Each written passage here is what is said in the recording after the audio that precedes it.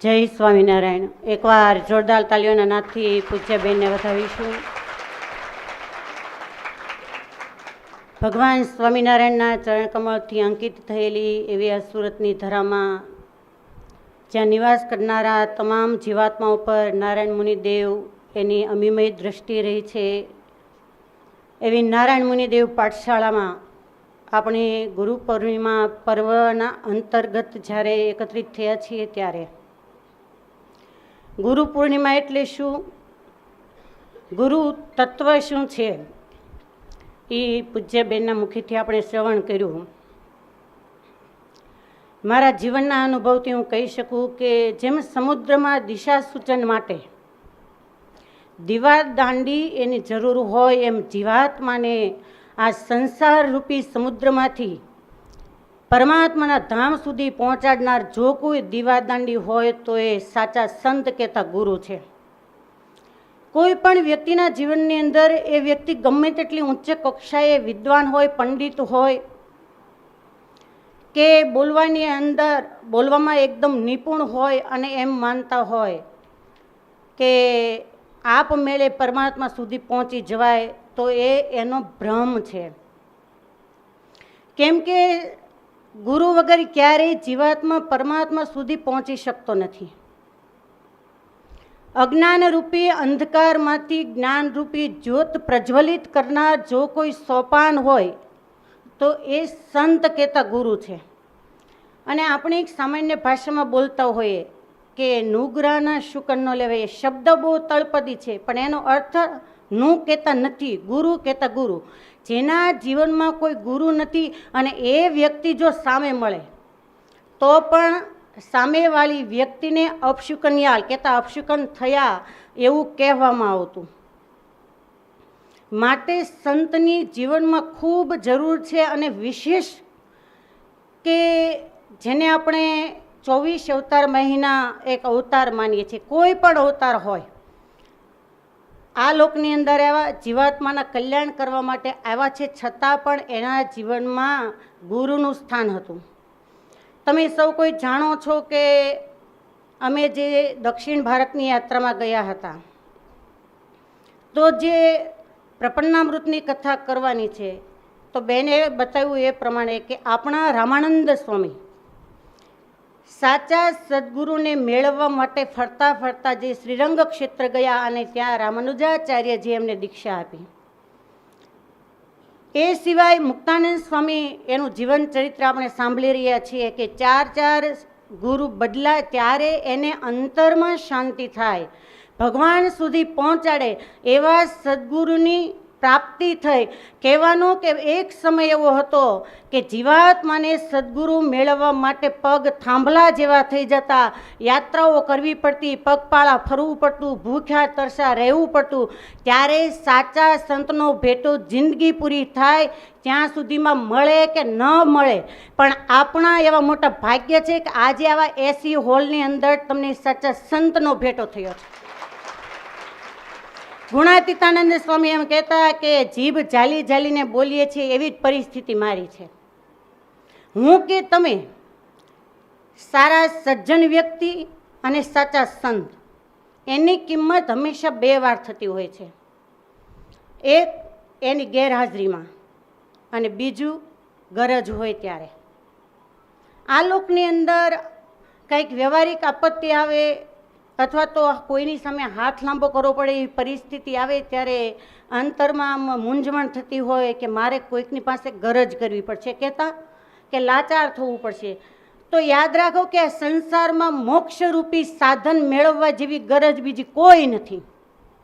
બીજી ગરજ તો સારનારા તમને કોઈક સગાવાલા મળશે, કુટુંબ પરિવાર મળશે, મિત્ર મંડળ મળશે, પણ મોક્ષરૂપી જે સાધન એની ગરજ સાર્થક કરનાર સંત છે, ગુરુ છે, એ સિવાય કોઈ એક ખૂટ પૂરી નહીં કરે. પણ એ સંતને ઓળખવાને, સંત મળવા એ તો બહુ મોટામાં મોટી વાત છે. કેટલાય જન્મના પુણ્ય સાચા સંતનો ભેટો થતો હોય છે. પણ એનાથી એ વિશેષ મારી માન્યતા પ્રમાણે હું એમ કહું કે સાચા સંતનો ભેટો થયા પછી અમે ત્યાગાશ્રમી હોઈએ કે કર્મયોગી, તમે ગ્રહસ્થાશ્રમી હો, પણ એ સંતના જીવનને, એ સંતને ઓળખવાને એનાથી એ કઠણ વાત છે. સંગ કરવો અને પ્રસંગ કરવો. આજે આપણે આ પાઠશાળામાં ભેગા થયા છીએ. પાઠશાળાઓ ભરનારા પણ હશે, કોઈ આજે આવ્યા હશે, કોઈ ક્યારેક ક્યારેક આવતા હશે. તો એક સંગ થયો. પણ પ્રસંગ કોને કહેવાય કે આટલી પાઠશાળાની અંદર કોઈ પણ વ્યક્તિને એની ભૂલ બતાવી, ખીજાવવું, વઢવું અને છતાં એના મોઢાની રેખા બદલાય નહીં. આજે દાદ દેવાનું મન થાય કે આ જે પાઠશાળાના સ્વયંસેવિકા બહેનો છે, ગમે તેવું કંઈક આવે, કંઈક ભૂલ આવે, બધાની વચ્ચે કે તો એમ જ કહેતા હોય કે હા અમારી ભૂલ છે. આ છે પ્રસંગ. પાણીની અંદર મીઠું નાખી દીધું, એને ઓગાળી દીધું, પછી કોઈ એમ કહે કે પાણીને મીઠું તમે અલગ કરી દો, તો તમે બધા લગભગ એમ કહો કે છૂટું ન પડે, પણ પડે. એને ચૂલા ઉપર મૂકી દો, ઉકાળી દો એટલે પાણીનો ભાગ બળી જશે, ક્ષાર પડ્યો રહેશે. પણ દૂધમાં સાકર નાખી અને પછી એને ઓગાળી નાખો અને પછી કોઈ વ્યક્તિને એમ કહો કે આ દૂધમાંથી સાકર તમે અલગ કરી દો, તો એ ક્યારેય અલગ ન થાય. એને ચૂલા ઉપર ચડાવો ને જેમ જેમ એને હલાવો એમ ઘટ્ટ પદાર્થ બનીને મિષ્ટાન બની જશે, પણ છૂટું નહીં પડે. આનું નામ છે પ્રસંગ. સંતની દૈનિક દિનચર્યા, એનું ઉપરનું વર્તન, એના ઉપરથી ક્યારેય એની ચકાસણી ન કરો, નહીતર ચકલીનું મોત ઢેફે. આવી પરિસ્થિતિ થાય. સમુદ્ર કિનારે આપણે ગયા હોઈએ, સરસ મજાના તરંગો એ ઉછળતા હોય, જોવાની મજા આવતી હોય, પણ કિનારે ફરો તો શંખલાને છીપલા જોવા મળે. તો આજ સુધી કોઈ શંખલા છીપલાની થેલી ભરીને ઘરે લાવ્યા કે બહુ રૂપાળા હતા ને સરસ હતું? કન્યાકુમારી આપણે જઈએ ને તો એક માન્યતા કે જે પૂર્વે કહાની બની હતી કે મોતી મળે છે. તો આજે આપણે ખોટા મોતી હોય તો વીણીએ છીએ. મરજીવા હોય એ સમુદ્રની અંદર ઝંપલાવી દે, મહાસાગરના તળિયે જાય ત્યારે એને સાચા મોતી એ પ્રાપ્ત થતા હોય. એમ સંતના જીવનની અંદર જ્યારે તમે ડૂબકી લગાવો ત્યારે મોક્ષરૂપી સાચું મોતી એ આપણા હાથની અંદર આવતું હોય છે. ભેગા રહ્યાથી, સાથે રહ્યાથી જ્યાં સુધી એનો મહિમા ન સમજાય ત્યાં સુધી જીવાત્મા એ અધૂરો હોય છે. તો કહેવાનું કે સંત મહિમા, ગુરુ મહિમા છે એ શાસ્ત્રની અંદર ખૂબ અવર્ણનીય છે. અને એટલે મુક્તાનંદ સ્વામીને કહેવું પડ્યું, ગુરુ વિના જ્ઞાન રે ન પામે મન મુખી રે. કહે છે એમ મહાશ્રુતિ વેદ પુરાણ રે. એવું તે વિચારી રે સદગુરુ સેવજો રે.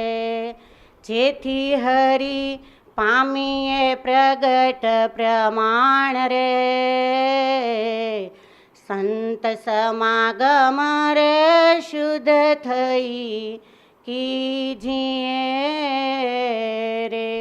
વિશેષ સમય નહીં લેતા કે ગુરુ તત્વ શું છે એ જ્યારે જીવાત્માના જીવનની અંદર ખોટ આવે ત્યારે સમજાતું હોય કે અનુભવની સાથે કાચા માટલું જેમ નિભાડાની અંદર પાકે ત્યારે એ અન્યના ઉપયોગમાં આવતું હોય, એમ અમારા જીવનની અંદર પણ જ્યારે કહેનારી વ્યક્તિ, રોકનારી વ્યક્તિ, ટોકનારી વ્યક્તિ જતી રહે ત્યારે ઘણું બધું ખાલીપણું દેખાતું હોય છે.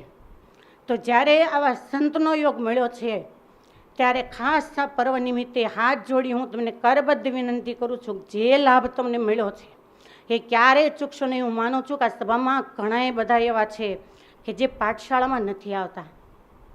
તમને આશ્ચર્ય થશે કે કદાચ આ સભાની અંદર એ બેન હશે કે જે ઓનલાઈન આવી શકે એવી પરિસ્થિતિ નથી થતા, ઓનલાઈન એ પાઠશાળા ભરે છે. તો એ અમને એમ કહેતા હોય પરમ દિવસે કે બેન આ બધાને કેવા ભાગ્ય છે કે રેગ્યુલર પાઠશાળા ભરી શકે છે. તો વિશેષ સમય નહીં, પણ જે ન આવતા હો, સમય તમારી પાસે હોય તો ચોક્કસ પાઠશાળા ભરજો.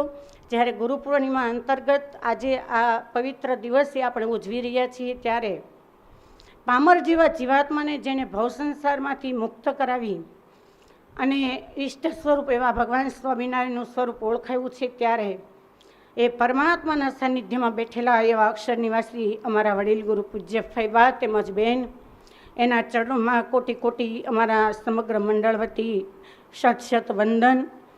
એવમ જ્યારે બેન અહીંયા એના સાનિધ્યમાં આપણે સૌ એકત્રિત થયા છીએ, તેમજ આપણા સૌના આદ્ય ગુરુ એવા મોટી બા કે જેને મોટા ભાગ્ય અમારા છે કે એની પરંપરામાં અમે શિષ્ય મંડળ છીએ. એવમ વડતાલ પીઠાધિપતિ પરમ પૂજ્ય 1008 રાકેશ પ્રસાદજી મહારાજ, તેમજ અખંડ સૌભાગ્યવંતા ગાદીવાળા શ્રી ગઢપુરપતિ ગોપીનાથજી મહારાજ, સુરત શહેરના ધીંગાધણી નારાયણ મુનિ દેવ, એના ચરણોની અંદર એટલી જ પ્રાર્થના કે જે પરંપરા અમારી ગુરુએ અમને શીખવાડી છે, જે સાધુતાના ગુણ એના પિયુષ અમને આપ્યા છે, પાયા છે, તો એ જ પરંપરાની અંદર એ આજ્ઞા પ્રમાણે અમે પરમાત્માને રાજી કરી અને જીવાત્માને એ જગદીશ્વરનું સ્વરૂપ ઓળખાવી શકીએ. એ સાથે અત્યારે બધાને ભાવથી જય સ્વામિનારાયણ અસ્તુ. જય સ્વામિનારાયણ.